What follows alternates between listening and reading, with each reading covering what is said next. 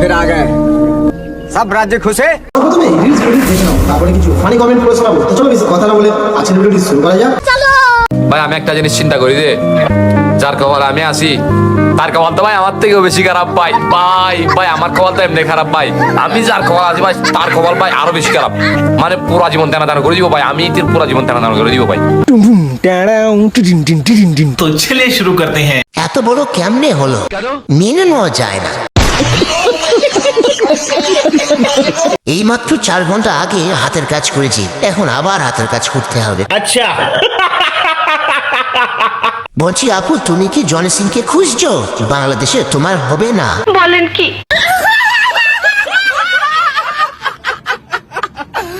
তাই তো দোকানের দরজাটা এত বড়। ইস, মিথ্যে কথা।